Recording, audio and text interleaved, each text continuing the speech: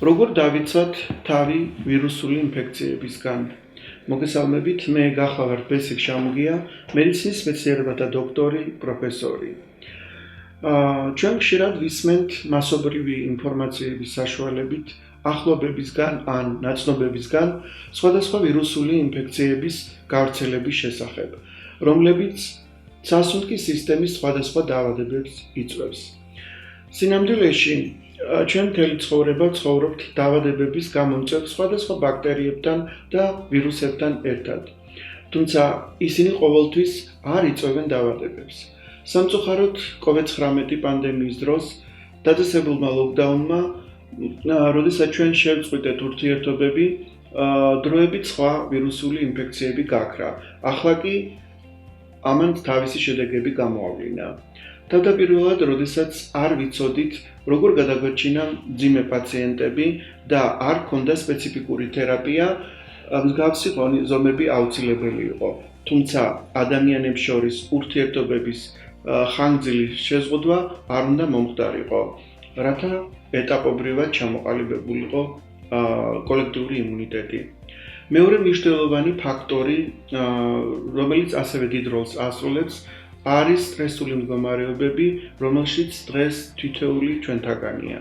ამიტომ ძალიან მნიშვნელოვანია სწორად ჩავატაროთ პრევენციული ღონისძიებები, რათა შევამციროთ დაავადებების რისკი ან დაავადება მსუბუქად გადავიტანოთ. ხოლო ავადმყოფობის შემთხვევაში აუცილებელია სწორად ვიმკურნალოთ, რათა თავიდან ავიცილოთ გართულებები.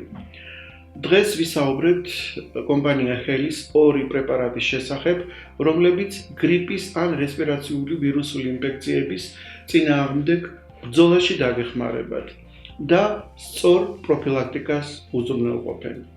პრევენციული ზომების დაცვასთან ერთად, როგორიც არის პირადი ჰიგიენა, ხელების ხშირი დაბანვა, სითხეების მიღება, ვენტილაცია, ასევე მნიშვნელოვანია გამოვიყენოთ ბუნებრივი და ეფექტური საშუალებები, რომლებიც ეფექტურობით გამოირჩევიან და არ ქმნიან დამატებით დატვირთვას ორგანიზმზე.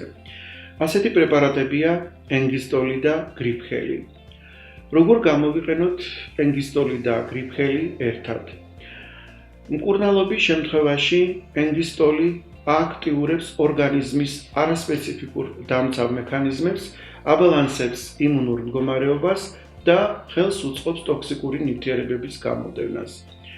დაავადებების დასაწყისში მიიღეთ ყოველ 15 წუთში 2 საათის განმავლობაში, შემდეგ ასაკის შესაბამისი ერთჯერადი დოზით 3-ჯერ დღეში.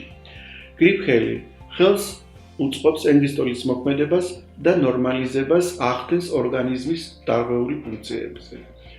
მწვავე დასაწყისში უნდა მივიღოთ ყოველ 15 წუთში 2 საათის განმავლობაში, შემდეგ კი ასაკობრივი დოზის შესაბამისად 3-ჯერ დღეში.